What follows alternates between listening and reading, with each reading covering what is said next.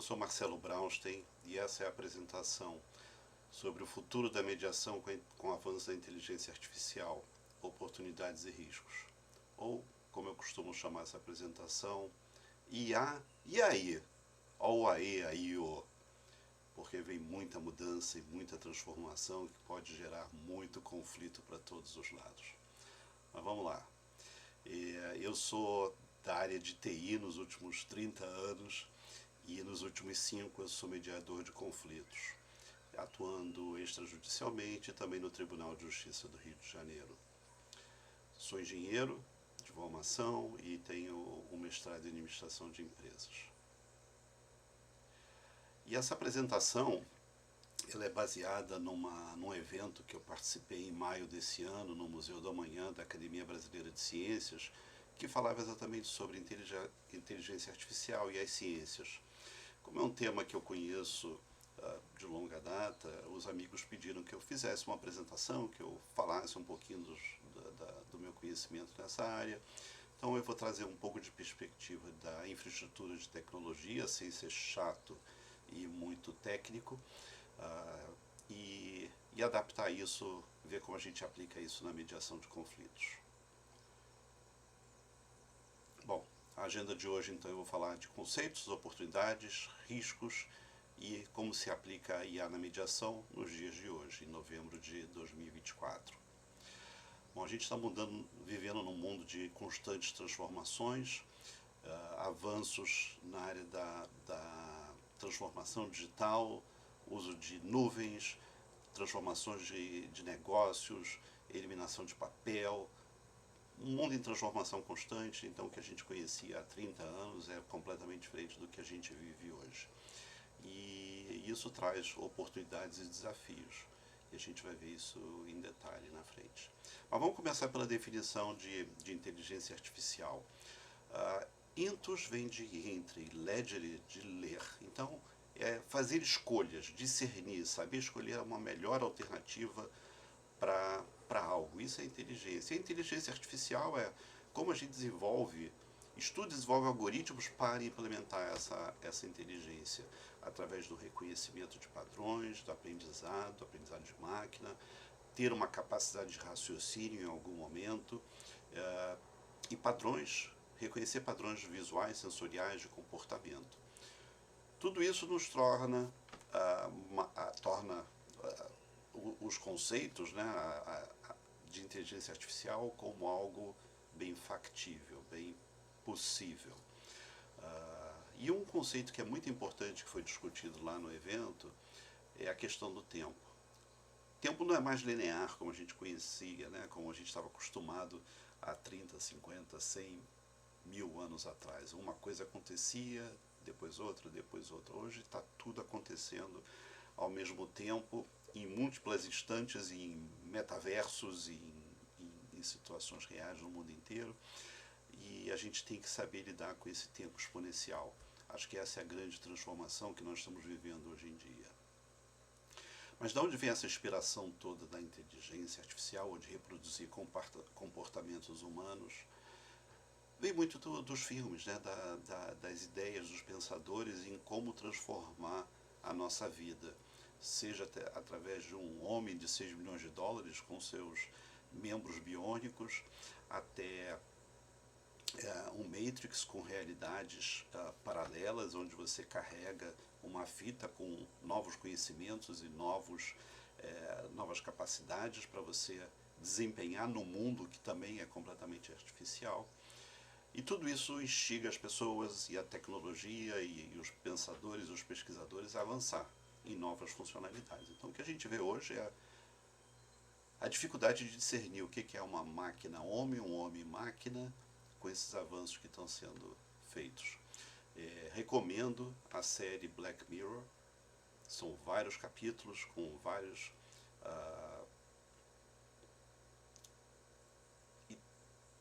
episódios independentes, na verdade, e qualquer um que você pega, você vai ver um mundo distópico, um mundo diferente, que pode ser uma ficção científica hoje, mas uma realidade amanhã. Então, É interessante essa perspectiva de que nós estamos ficando, as máquinas estão parecidas com a gente está parecido com as máquinas e tudo misturado. Mas de onde vem também isso, né? Existe toda uma evolução na área dos computadores e da tecnologia, onde lá em 1950, Alan Turing escreveu um paper onde ele perguntava: é possível fazer com que máquinas pensem? E a resposta, naquele momento, existiam algumas regras que ele considerava para dizer: não, a máquina é capaz de pensar, é capaz disso, quando atingir certos requisitos. E hoje, cada vez mais, a gente está perto desses requisitos. Em 65, foi postulada a lei de Moore, onde dizia que a cada 18 meses a capacidade computacional dobraria. Isso vem acontecendo a cada 18 meses, sem erro. A gente vê uma reta aqui nesse gráfico, né? Algo linear, mas na verdade, se você olhar bem, a escala vertical ela é logarítmica. Então, esse é um crescimento exponencial da capacidade de computação. E um computador, de forma bem reduzida, ele é composto de CPU, né, do processador em si, de memória, armazenamento, interconexão, redes, e tudo isso de forma balanceada. E o que surgiu nos últimos 12, 14 anos foram os coprocessadores especializados. E um deles é um coprocessador para tratamento de imagem, que quem começou a desenvolver isso com muita força é a NVIDIA. Isso vem sendo utilizado não só para processamento de imagem, mas também para processamento de código normal, como uma ajuda para acelerar a capacidade das máquinas existentes. Então, isso deu um avanço enorme para a tecnologia e que está sendo utilizado hoje em dia para a inteligência artificial. E por isso que a gente vê um crescimento tão grande da NVIDIA, de valor de mercado dela no mercado nos últimos 3 anos. Bom, agora em novembro, há uma semana atrás, foi publicada a lista dos 500 maiores computadores do mundo. Essa é uma lista que acontece já há mais de 35 anos, que ela é publicada. E esse novembro, um novo computador atingiu a marca de 1.7 exaflops, que é a máquina chamada El Capitan, que está aqui em cima, primeira foto. O que são 1.7 exaflops? Um exaflop é como se a gente pegasse 1 e botasse 18 zeros atrás. É um quintilhão. Um quintilhão de operações de ponto flutuante por segundo que são executadas por esse equipamento. Isso é cavalar, é um absurdo. Quando você olha as 5 principais máquinas que eu coloco aqui, ela é 30% maior do que a anterior, que estava na lista há 1 ano e meio, como a maior máquina. O consumo de energia dessa máquina, desse equipamento, são de quase 30 mil kWh. Isso é equivalente a uma cidade com 50 mil casas. Então você vê o tamanho do consumo que esse equipamento exige para funcionar. As 3 primeiras máquinas são do Departamento de Energia dos Estados Unidos, que eles já não explodem bombas nucleares, mas eles fazem simulações das bombas nucleares e de outras demandas. Mas várias das máquinas que estão aí, a 4ª, por exemplo, que é uma máquina da Microsoft, ela já é usada para o serviço de nuvem dela, e muito desse serviço é para fazer processamento de inteligência artificial atualmente. Ponto importante aqui nesse chart: o consumo desses equipamentos é enorme. O custo para montar, para fabricar e botar essa máquina para funcionar também é imenso. É uma enormidade. Então, existe o outro lado, o lado do custo, que muitas vezes a gente não vê no nosso dia a dia, porque a gente faz uma interação com alguma ferramenta grátis, mas para ela estar pronta, para ela poder te atender na sua demanda, muito custou anteriormente e esse valor é pago por alguém. Hoje em dia, está se questionando muito já os custos da inteligência artificial, os custos embutidos. Então tem que baratear. Como baratear? Uma das opções é usar uma máquina quântica, que é o futuro da computação, para algumas demandas específicas, né? E provavelmente a inteligência artificial será, mas é uma computação diferente, onde você vai precisar de muito menos processadores para fazer muito mais coisa. Só que isso aqui ainda está no início, nós temos poucos anos de desenvolvimento, ainda vai levar algum tempo até isso virar comercial. Bom, e como que funciona uma inteligência artificial? E aí eu vou apresentar aqui, abrir logo todas os slides. No fundo, existe um formato que as máquinas conseguem reconhecer as informações que ela recebe. Sejam informações visuais, como aqui o número 8, que é transformado em parâmetros digitais, em bits, né, uns e zeros e cores, até a máquina fazer o reconhecimento se o 8 é um 7, se um 8 é um 8, um 8 é um 9 e com que probabilidade. E quando isso é feito por várias máquinas em paralelo, você consegue determinar uma sequência de caracteres, o que ela é e como vai ser. Isso é feito através de uma estrutura de conexão de processadores, que podem ser uma rede neural simples ou uma rede neural de deep learning, né, de aprendizado de máquina em várias camadas. Quantos mais camadas, mais necessidade de processamento e mais custo você tem, que a gente viu no chart anterior. Agora, uma coisa que a conta que eu parei para fazer é a seguinte: um ser humano tem 86 bilhões de neurônios. Quanto tempo, ou o que vai ser necessário de recursos para a gente reproduzir isso num computador? E baseado na computação que nós temos hoje, a previsão é que a gente vai levar pelo menos de 15 a 20 anos para a gente ter toda a tecnologia e todo o software, não só de hardware, mas de software também, para reproduzir um cérebro humano e todas as conexões possíveis que ele faça hoje. Então, a gente ainda está com algum controle da situação por mais uns 15 anos, eu diria. Agora, nos últimos anúncios da inteligência artificial, na inteligência artificial generativa, né, dois termos que são muito importantes, né, o LLM, para quem é do direito, LLM agora não é mais aquele LLM, o mestrado em direito, mas sim Large Language Model, que é a base das informações que a inteligência artificial vai tratar para dar as respostas. Mas também tem um outro nome chamado RAG, Retrieval Augmented Generation. Isso aqui é o que te permite colocar os seus documentos, o seu conhecimento, né, ou toda a tua base de informação junto com os modelos gerais para tirar respostas melhores da sua inteligência artificial. A gente vai ver isso aqui melhor quer dizer, não é bem nesse chart, mas o que eu quero chamar a atenção aqui é a tua resposta, o teu output, o teu resultado vai ser altamente dependente do que você fornecer de informações para a sua inteligência artificial. Então, se você dá uma entrada de dados com algum tipo de viés, seja de preconceito, seja de característica, o que quer que seja, o seu output vai ser resultado desse input. É um meio de transformação.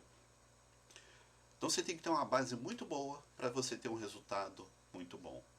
Se você, e a gente vai ver aqui um exemplo mais à frente, se você tem um banco de imagens onde você só tem pastores alemães, quando você pedir um pastor belga, ele não vai saber o que é, ele não vai conseguir gerar, porque ele só tem uma base de pastor alemão. E assim por diante. Então, é muito importante você saber o que você está buscando para você ter como entrada os dados corretos. E acho que vale um comentário que várias das imagens que eu uso nessa minha apresentação, inclusive essa, foram feitas com uma inteligência artificial geradora de imagens. E eu pedi, me dê um sistema que me mostre input gerando output. num ambiente futurístico de ambiente de computação, e ele fez essa imagem para mim que eu gostei bastante. Bom, um dos aspectos que foram comentados lá no evento também é a questão do consentimento ao uso de dados, aos dados de entrada. Quem pode usar que dado? O dado é coberto por algum tipo de proteção? Você pode simplesmente pegar todos os jornais do mundo e usar no seu LLM? Ou você tem que contratar, pagar para o gerador da informação? Isso é muito importante. E aí eu chamo a atenção aqui para algumas das leis brasileiras que suportam já, foram feitas no passado, mas elas continuam valendo mesmo com o advento da inteligência artificial. Por exemplo, a Lei dos Direitos Autorais contempla lá no artigo 7º bases de dados e outras obras. Então, bases de dados estão contempladas. O dono da base de dados pode cobrar pelo uso daquela informação. Ele tem o conhecimento e a propriedade. O Marco Civil da Internet também suporta esse ambiente. A LGPD, a Lei Geral de Proteção de Dados, que saiu recentemente, foi aprovada recentemente, também continua ajudando a suportar esse ambiente. E existe uma regulação específica de inteligência artificial sendo trabalhada a nível de Congresso, eu acho que saiu recentemente do Senado, tratando do tema, né? Como regular, como aplicar, como proteger as pessoas, como proteger o conhecimento, como evitar o ambiente fake. Isso tudo está sendo tratado agora nessa PL 2338, acompanhe ela, que vale a pena para a gente saber os caminhos que nós estamos seguindo aqui no Brasil. A crítica que foi feita durante o evento é que poderia ser mais discutida pela população, assim como o Marco Civil da Internet foi lá atrás, no início de 2010, ou por volta de 2010. Poderia haver mais discussão do público em geral, não só dos legisladores. Bom, vamos falar um pouquinho das oportunidades. E são inúmeras, né? Você está buscando resolver problemas, você está procurando otimizar o uso do tempo em trabalhos repetitivos. Pode ser na medicina, na agricultura, na educação, no judiciário, em TI. Você pode hoje fazer programação com a inteligência artificial, você pode fazer a revisão de código que foi gerado pela inteligência artificial, você pode usar diferentes inteligências artificiais fazendo diferentes atividades, confrontar uma com outra, então criar, testar códigos. Você agora tem um foco muito grande com a IA generativa de pessoas capazes de gerar prompts, as perguntas de forma adequada. Tem todo um trabalho de parceria do humano com a inteligência artificial para melhorar essas capacidades do conhecimento e aprofundar o conhecimento científico no geral.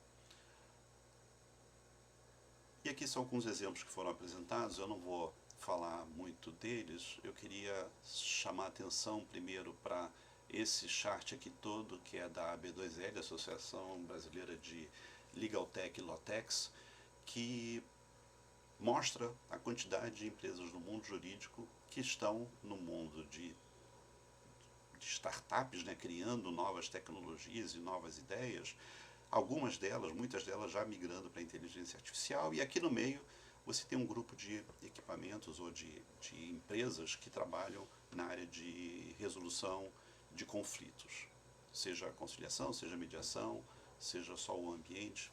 Existem várias delas, recomendo que visitem o site deles. Mas eu queria comentar aqui esse eletrocardiograma. Um dos exemplos apresentados que me chamou a atenção foi a questão de exames de eletro que dão normais e que na verdade eles são falso-normais, são os falsos positivos. O que o apresentador, o médico, estava falando? Quando você tem um chart desses normal, eles pegaram e colocaram numa inteligência artificial para ele calcular a idade desse coração. Ele falou que é fácil de identificar se é um coração de um homem, de uma mulher, e também é fácil de calcular, segundo algumas regras, a idade do coração. E aí eles confrontaram a idade do coração com a idade da pessoa. E quando existe uma variação de idade maior do que 15 ou 20%, aquilo liga um sinal de alerta. Essa pessoa está muito jovem para um coração muito velho. Apesar de estar normal, esse coração tem problemas. Vamos olhar em mais detalhe. E com isso eles estão salvando vidas, porque eles estão vendo exames normais, mas que na verdade não são normais. Eles não eram pegos, não eram vistos de forma que uma inteligência artificial consegue processar, porque a capacidade de gerência, de comparação de dados, de exames com múltiplos outros, te permite chegar nesse tipo de análise. Então, estamos convertendo conhecimento e essa capacidade de processamento em salvar vidas, o que é muito legal. Mas tem também para previsão de tempo, alertas, você suportar desastres naturais de uma forma mais adequada, assim como melhorar o DNA dos nossos grãos para fazer uma lavoura mais produtiva. Tudo isso está disponível lá, se vocês quiserem ir no site no YouTube do evento e assistir as apresentações, elas estão lá. Vamos passar para os riscos.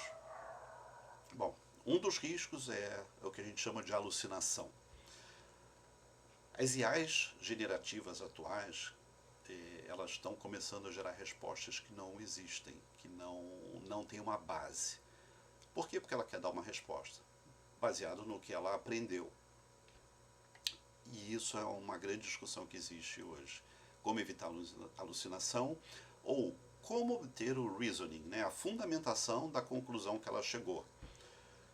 Então, as empresas hoje que fazem IA generativa estão começando a se preocupar em apresentar os papers ou de onde vem a informação, de qual fonte, para justificar a resposta que foi dada.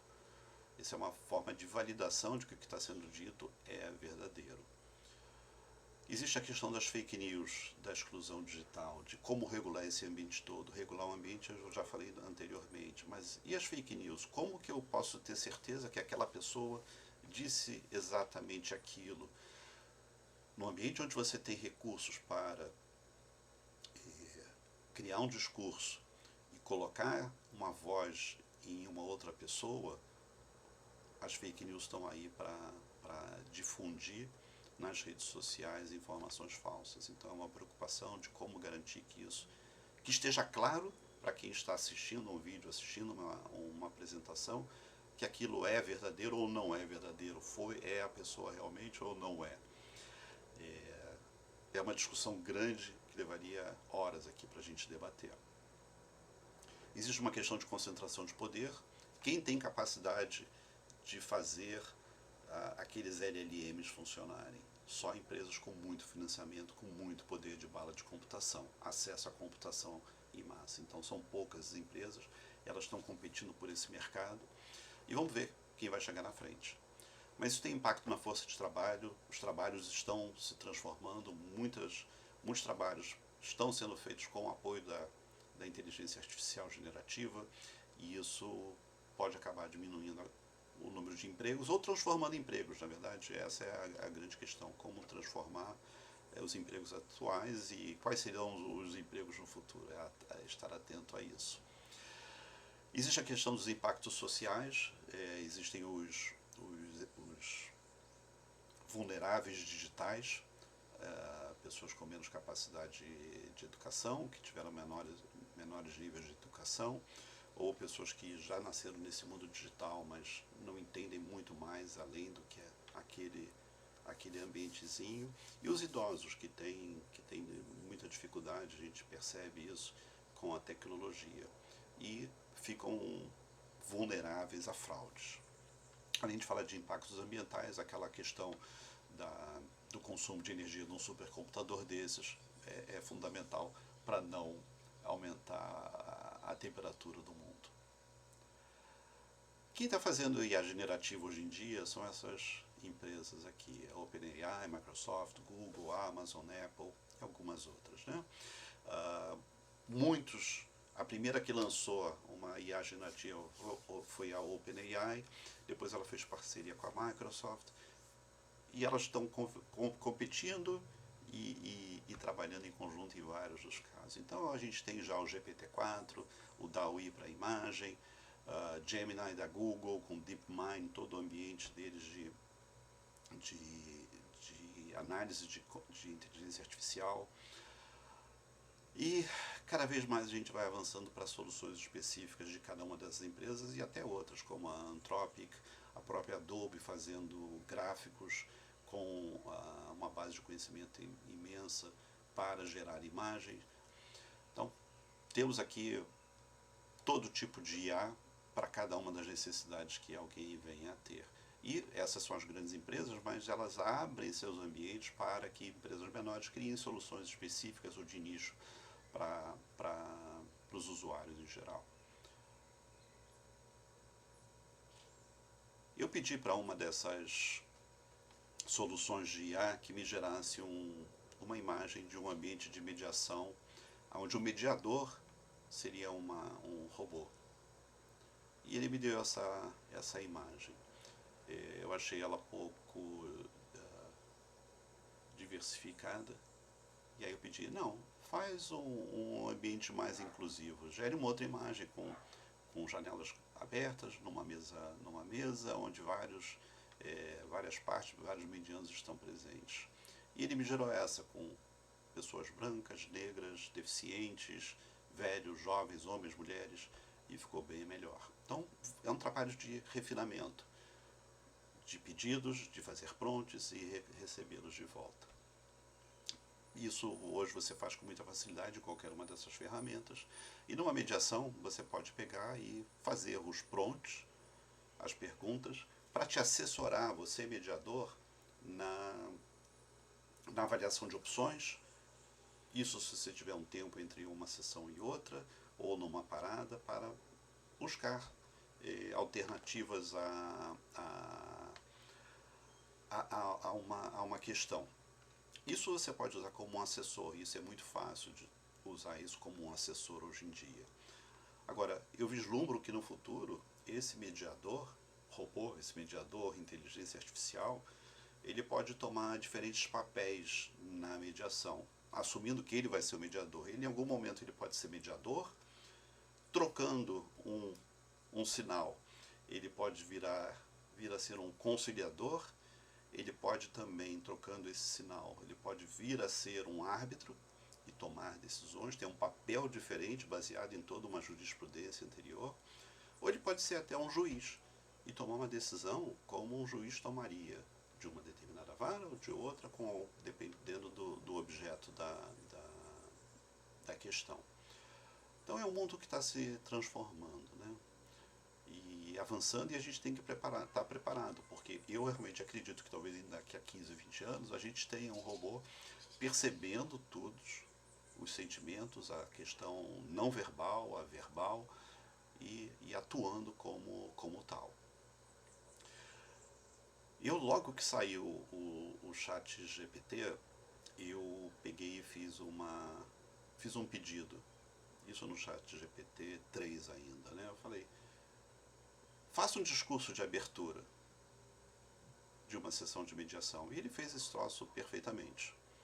Depois eu peguei aquele texto e transformei em voz e depois apliquei numa animação de fala. E o resultado está aqui que eu vou mostrar para vocês. Prezados convidados, é com muito prazer que dou as boas-vindas à nossa reunião de mediação de conflitos.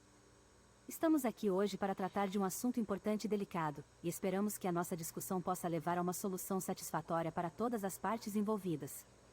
A mediação é um processo voluntário e confidencial que visa ajudar as partes em conflito a chegar a um acordo mutuamente aceitável. O mediador é uma pessoa neutra que facilita a comunicação entre as partes e ajuda a encontrar soluções criativas para o problema em questão. Nesta reunião, esperamos que cada uma das partes envolvidas tenha a oportunidade de expressar suas opiniões e preocupações de forma respeitosa e construtiva. Pedimos a todos que ouçam atentamente os outros e que sejam abertos a novas ideias e soluções. Mais uma vez, bem-vindos à nossa reunião de mediação de conflitos. Esperamos que possamos trabalhar juntos para encontrar uma solução que satisfaça a todos. Obrigado. Bem legal, né? Eu achei um espetáculo. Lógico, a tecnologia que eu usei para fazer botar a voz na moça já está avançada, pode ser muito melhor, mas eu posso pegar fotos de qualquer um, posso pegar minha própria foto, colocar aqui e animar a mim mesmo fazendo esse discurso de mediação. Prezados convidados. Esse já é um mundo em transformação e que a gente tem que estar pronto, a gente tem que estar aberto às novas possibilidades, a entender o que vai se passar, como a gente tem que estar, como a gente deve estar, se preparar para esses novos desafios. É um mundo em evolução. Então, recomendo a todos que tenham cabeça aberta, estejam prontos para o que vem por aí. Eu deixo aqui, termino aqui, agradeço a todos que escutaram a apresentação e se vocês tiverem alguma dúvida, alguma questão, quiserem discutir algum desses aspectos, é só me procurar, até aqui estão os meus contatos. Obrigado, um abraço a todos.